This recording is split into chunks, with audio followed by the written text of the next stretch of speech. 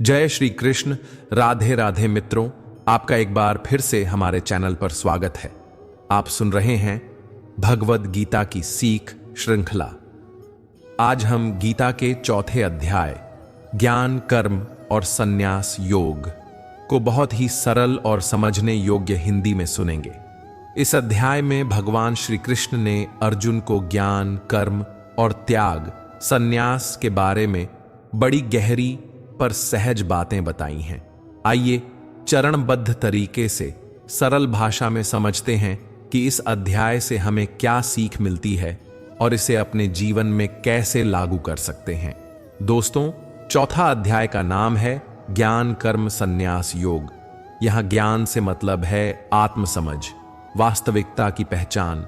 कर्म से मतलब है कार्य कर्तव्य और संन्यास या त्याग से मतलब है कर्म के फल की आस छोड़ देना। इस अध्याय में कृष्ण बताते हैं कि कैसे सच्चा ज्ञान कर्म का मार्ग दिखाता है, कैसे कर्म करते हुए भी बंधन से मुक्त रहा जा सकता है और क्यों गुरु का ज्ञान ग्रंथ परंपरा महत्वपूर्ण है। कृष्ण कहते हैं कि यह ज्ञान, यह योग परंपरा के जरिए आया है। उन्होंने बताया कि उन्होंने यह ज्ञान सूर्य को दिया, सूर्य ने वैवस्वत मनु को बताया और ऐसे कई बार यह ज्ञान हस्तांतरित हुआ। इसका मतलब यह है कि सच्चा आध्यात्मिक ज्ञान लंबे समय से चलता आ रहा है, गुरु से शिष्य, शिष्य से अगला शिष्य तक। पर कभी कभी यह ज्ञान पृथ्वी पर लुप्त भी हो गया। तब भगवान स्वयं अवतार लेकर आते हैं और इसे पुनः जगाते हैं। कृष्ण अर्जुन से कहते हैं, यह योग, यह मार्ग सदियों पुराना और पवित्र है। यह सब हम तक गीता के रूप में पहुंच रहा है। अर्जुन ने पूछा, हे कृष्ण, आपकी उम्र तो हाल की है, पर आपने कहा कि यह ज्ञान आपने सूर्य को कहा था, तो क्या आप ही पहले भी थे? कृष्ण स्पष्ट करते हैं, मैं जन्म और मृत्यु से परे हूं, मैं अनादि अनंत हूं, पर मैं अपनी माया से प्रकट होकर लोगों के बीच आता हूं ताकि वे मुझे समझ सकें।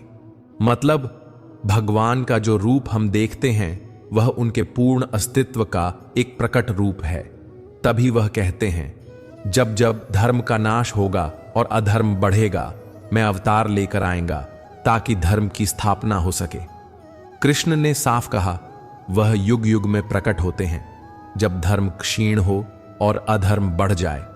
उद्देश्य 3 है, साधु सच्चे लोगों का उद्धार करना, यानी अच्छे लोगों की रक्षा और उनकी सहायता करना, पापियों दुष्टों का नाश करना, अधर्म का अंत करना, धर्म की पुनर्स्थापना करना, सही रास्ता फिर से स्थापित करना।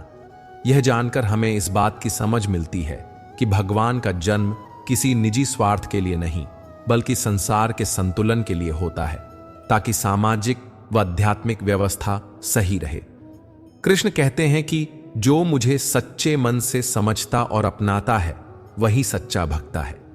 यहां भजन का मतलब सिर्फ आरती या बोलचाल की प्रार्थना नहीं है। सच्चा भजन है उनकी बातों पर चलना, उनके बताए रास्ते पर कर्म करना और अहम लालच क्रोध आदि से ऊपर उठना। कृष्ण बताते हैं, मैं उनको वैसा ही महसूस करता हूं जैसा वे मुझे महसूस करते हैं। यदि कोई मुझ में पूर्ण रूप से स्थिर हो जाता है, सभी मोह राग भय व क्रोध त्याग देता है, तो वह जन्म मरण के बंधन से मुक्त हो जाता है और मेरे रूप को प्राप्त कर लेता है। कृष्ण बताते हैं कि कुछ लोग देवताओं की पूजा इसलिए करते हैं ताकि उन्हें अपने कर्मों का फल जल्दी मिल सके। यह पूजा बाहरी साधनों से लाभ देती है, पर गीता का संदेश है, कर्म करो पर फल की आस ना रखो। जब कोई व्यक्ति अपने कर्तव्य का पालन ईश्वर समर्पण भाव से करता है तो उसे फल की चिंता नहीं रहती, और वही सच्चा मार्ग है जो मुक्ति की ओर ले जाता है। यहां कृष्ण बताते हैं कि समाज में ब्राह्मण, क्षत्रिय, वैश्य, शूद्र जो वे वर्ण कहते हैं, वे जन्म के कारण नहीं बल्कि गुण और कर्मों के अनुसार बने हैं। यानी आपका अधिकार या पहचान आपके कर्मों और गुणों से तय होती है, न कि जन्म से। यह बात तब के समाज के लिए भी क्रांतिकारी थी और आज भी बहुत महत्वपूर्ण है। हर व्यक्ति को अपने कर्म की जिम्मेदारी समझनी चाहिए। गीता की सबसे बड़ी सीख यही है, कर्म करो पर फल की इच्छा से मुक्त रहो। कृष्ण ने कहा, मैंने कर्म किया पर मैं कर्म के बंधन में नहीं आया। इसका मतलब यह नहीं कि भगवान ने काम नहीं किया, वे करते हैं पर उन्हें फल की लालसा नहीं रहती। यह नियम हम पर भी लागू होता है। यदि हम अपने कर्म बिना फल की इंतजार के करते हैं तो कर्म बंधन नहीं बनते, मन शांत रहता है और व्यक्ति आध्यात्मिक उन्नति की ओर बढ़ता है। कृष्ण कहते हैं, सिर्फ ज्ञान होना ही पर्याप्त नहीं, ज्ञान और कर्म दोनों का मेल जरूरी है।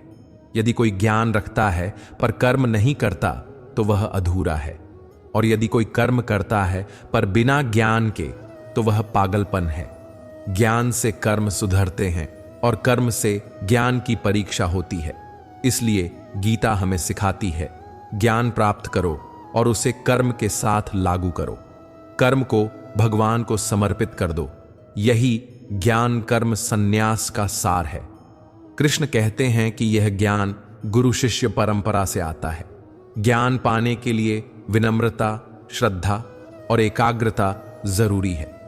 सीधे शब्दों में अपने अहं को थोड़ी देर के लिए खामोश करो, गुरु के शब्दों को सुनो, समझो और फिर उन पर चलो। यह प्रक्रिया धीरे धीरे व्यक्ति के भीतर परिवर्तन ला देती है। कई बार लोग सोचते हैं कि सन्यास मतलब घर बार छोड़कर जंगल चले जाना। गीता कहती है कि सन्यास का मतलब केवल शरीर का त्याग नहीं, बल्कि कर्म के फल का त्याग है।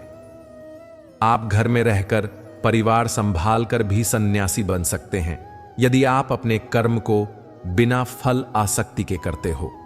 साधारण शब्दों में सन्यास हासक कर्म का त्याग, श्रद्धा मुक्ति, निष्काम आसास कर्म करते हुए फल की इच्छा छोड़ देना, दोनों का उद्देश्य शांति और आत्म स्वीकृति है।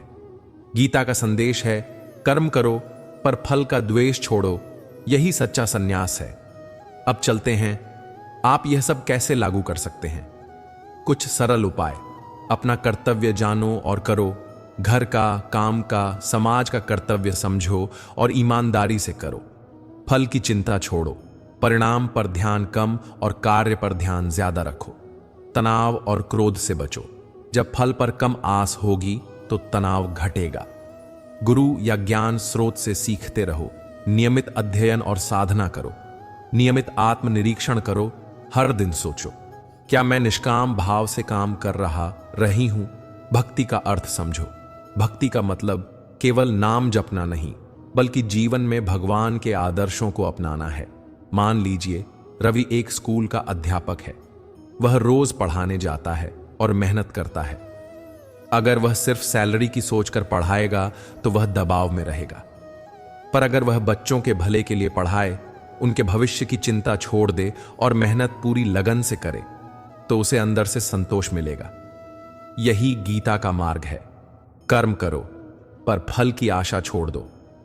कृष्ण कहते हैं कि जिन लोगों का राग, लालसा, भय और क्रोध मिट चुका है और वे प्रेम पूर्वक मुझ में स्थिर हस्तंद, वे जन्म मरण के बंधन से मुक्त हो जाते हैं। साधारण भाषा में, अगर तुम अपने गुस्से, डर और वासनाओं को नियंत्रित कर लेते हो और भगवान सत्य की ओर आपका मन टिका रहता है, तो आत्मा को शांति मिलती है और मोल छोड़कर आगे बढ़ना आसान होता है। कृष्ण कहते हैं कि यह ज्ञान बहुत ही उत्तम और पवित्र है, इसलिए इसे सम्मान के साथ रखना चाहिए। पर अर्जुन किसान सा प्रश्न करते हैं, यदि यह ज्ञान इतना पुराना है तो कैसे कृष्ण ने अब बताया। कृष्ण कहते हैं कि उन्होंने अर्जुन को इसलिए बताया क्योंकि अर्जुन प्रिय भक्त और सखा था। यानी सच्चा ज्ञान वही साझा करो जो समझ सके और उसका मान रखें। पर इसका अर्थ यह भी है कि ज्ञान का मूल्य समझो, उसे हल्के में नहीं लेना चाहिए।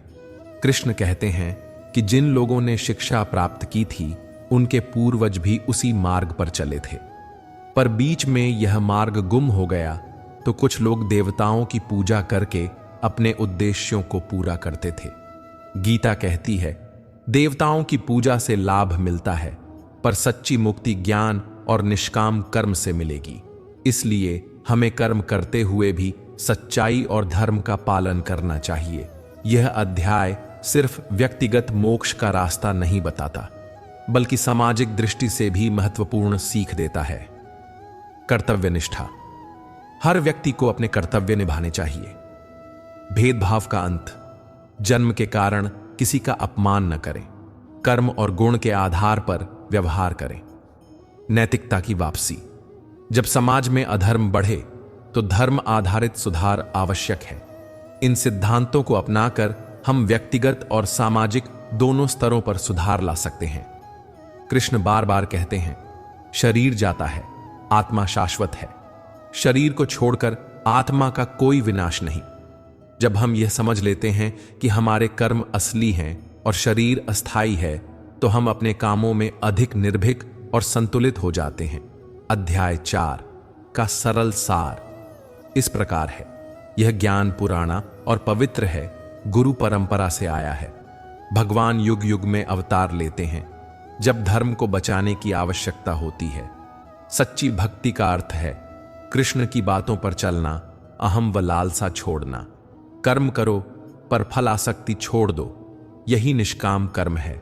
संन्यास का असली अर्थ है कर्म के फल का त्याग, न कि शरीर का त्याग। जन्म से बड़ा है कर्म। व्यक्ति की पहचान उसके कर्मों से बनती है। ज्ञान और कर्म का मेल जीवन को मुक्त और संतुलित बनाता है। उठते ही 1 से 2 मिनट अपने उद्देश्यों को ईश्वर सच्चाई को समर्पित कर दें। काम करते समय कहें, यह काम मैं ईश्वर के लिए कर रही हूं। इससे मन हल्का रहेगा। जब कोई फल न मिले तो खुद को दोषी न ठहराए। कर्म जारी रखें। किसी के साथ बुरा व्यवहार आया तो गुस्से में निर्णय न लें, शांति से सोचें। हर सप्ताह थोड़ी देर गीता का कोई श्लोक पढ़ें और उसका मतलब समझें। दोस्तों, गीता अध्याय 4 हमें खाता है ज्ञान, कर्म और संन्यास का संतुलन। कर्म करते रहो पर फल की लालसा मत रखो। गुरु से सीखो, अपने गुणों के अनुसार जीवन जियो और जब भी धर्म खतरे में हो सच्चाई के साथ खड़े रहो। मित्रों, अगर हम गीता के इन सिद्धांतों को अपने जीवन में थोड़ा थोड़ा लागू कर लें तो हमारे अंदर का तनाव घटेगा, निर्णय अधिक स्पष्ट होंगे और अंदर की शांति बढ़ेगी। याद रखिए, गीता ज्ञान किसी खास के लिए नहीं, बल्कि हर उस व्यक्ति के लिए है जो ईमानदारी से जीवन बदलना चाहता है। श्री कृष्ण कहते हैं कि कर्म का स्वरूप, अकर्म का स्वरूप और विकर्म का स्वरूप तीनों ही समझना आवश्यक है। कई लोग यही सोचकर उलझ जाते हैं कि क्या करना चाहिए और क्या नहीं, पर बुद्धिमान वही है जो इन तीनों को समझे और सही कर्म करे। कर्म वे क्रियाकलाप जो हम करते हैं, जैसे अपने कर्तव्यों का पालन, समाज के लिए काम, परिवार की जिम्मेदारियां। अकर्म ऐसा कर्म जो दिखता नहीं, यानी कर्म करते हुए उसका असर न मानो, जैसे बिना इच्छा, बिना फल की चाह के कर्म करना। विकर्म वो कर्म जो गलत हैं या जिनमें लोभ, जलन, अहंकार हो, ये बंधन बढ़ाते हैं। जो व्यक्ति कर्म करते हुए उसे अकर्म जैसा देखता है, यानी वह कर्म करता है पर फल की आस नहीं रखता, वही बुद्धिमान और योगी के समान है। वह कर्म में बंधा नहीं रह जाता। सीधी भाषा में समझिए, कर्म करना है और उसे भूल जाना। इसका अर्थ यह नहीं कि काम न करें। अर्थ यह है कि आप अपना कर्तव्य निभाइए पर फल की चिंता छोड़ दीजिए। शास्त्र में जो कर्म सही बतलाया गया है वही करें। जिसमें धर्म है, सच्चाई है और वह आपका कर्तव्य है, उसे निभाइए पर फल की आस न रखिए। अगर किसी व्यक्ति ने अपने सभी इच्छाओं और आसक्तियों को त्याग दिया और परमात्मा में तृप्त हो गया, तो उसके लिए और कोई कर्म बचता ही नहीं, क्योंकि वह जो कर रहा है वो भक्ति का ही रूप है। ऐसा व्यक्ति कर्म करोता हुआ भी असल में कुछ नहीं करता, क्योंकि उसके कर्म बंधन नहीं करते। श्री कृष्ण बताते हैं कि असली कर्मयोगी की कुछ खास विशेषताएं होती हैं, जो बिना इच्छा के मिलने वाली चीजों में संतुष्ट रहता है, जो किसी से ईर्ष्या या द्वेष नहीं रखता, जो सुख दुख में समान भाव रखता है, जिसका मन परमात्मा में स्थित रहता है, जो अपने कर्म को यज्ञ के रूप में देखता है, यानी कर्म को ईश्वर को समर्पित कर देता है, जो अपने देह पर अभिमान नहीं रखता और ममता से रहित है, जिसने अपनी इंद्रियों और इच्छाओं को वश में कर लिया है और उन्हें ज्ञान की आग में भस्म कर दिया है। ऐसा पुरुष शरीर संबंधी कर्म करता हुआ भी पाप नहीं पाता, क्योंकि वह कर्म करता है पर इच्छाओं और फल की आस से मुक्त है, इसलिए बंधन नहीं होता। श्री कृष्ण ने यज्ञ का महत्व समझाया है। हर कर्म को आप यज्ञ मान सकते हैं। जब आप कर्म का फल ईश्वर को अर्पित कर देते हैं और संतोष के साथ आगे बढ़ते हैं, तो वह कर्म पवित्र हो जाता है। यज्ञ दो तरह के होते हैं। द्रव्य यज्ञ, जिसमें घी, अनाज इत्यादि आहुति दी जाती है।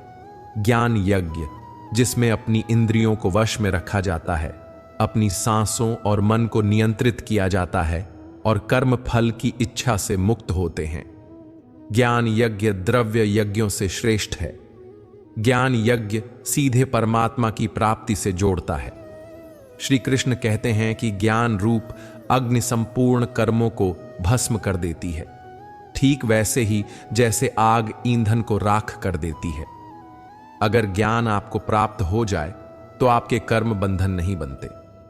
यहां कर्मों के खत्म होने का अर्थ यह नहीं कि कर्म करना छोड़ दें, बल्कि अर्थ यह है कि कर्मों का बंधन मिट जाए। आप कर्म करते हैं पर फल के लिए नहीं करते। ज्ञान ऐसा है जो मन और इंद्रियों पर विजय दिलाता है।